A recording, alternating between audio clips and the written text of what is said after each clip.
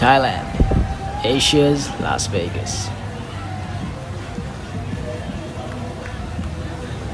Our adventure begins in the well-known city of Phuket.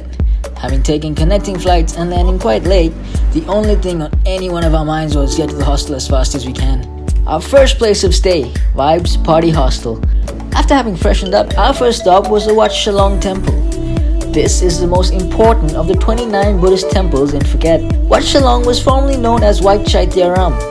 This temple is dedicated to two highly venerable monks, Lung Fo Shaem and Lung Fo Shaong, who led the citizens of the Shalong district in the fight against the Chinese rebellion in 1876.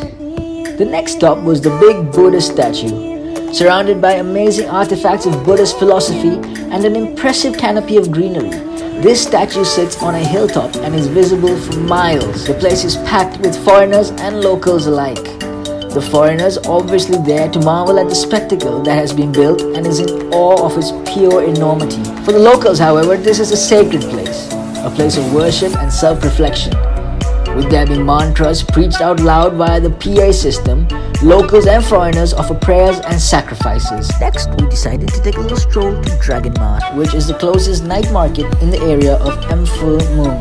Dinner and a few drinks later, the night brought with it a different kind of adventure. We had our sights set on Bangla Road, a 400-meter festival of neon lighting, loud music and very cheap beer. As soon as we arrived, however, there was a sudden but tremendous rainfall. And as we ran for cover to protect the cameras from the rain, the other tourists welcomed the shower with high spirits.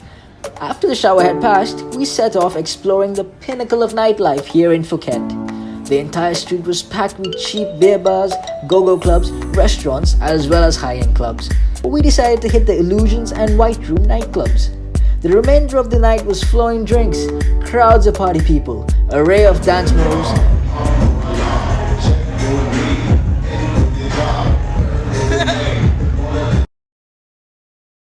twerk competitions,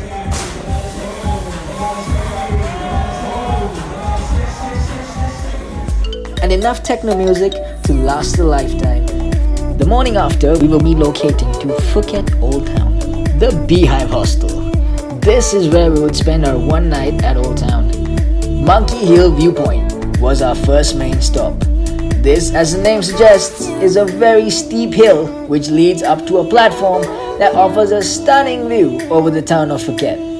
Once you're up a few hundred meters though, you will come across a large number of macaques, some munching away on fruit and peanuts, and others running around raising merry hell. Some, however, can get a little bit too eager, so you'll have to watch out for that, as we learned the hard way. Oh no!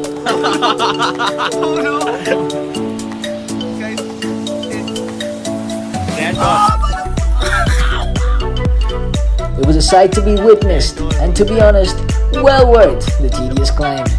We were back on our scooters riding towards the Kaurang Viewpoint, beautiful open pagoda that leads into a large viewing platform. It opens up to an absolutely magnificent sight. We decided to grab some dinner and have a relaxing night since the next morning we had a ferry to catch. We ended up at the Chaufa weekend market, and this was the biggest one we had ever been to. When we finally reached the food section, we were blown away.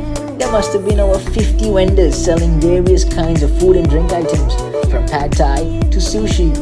We got some food and returned back to the hostel. Rest assured, this is only the beginning. For the next morning, we were on a boat, on our way to Destination Epic. Thailand had only begun.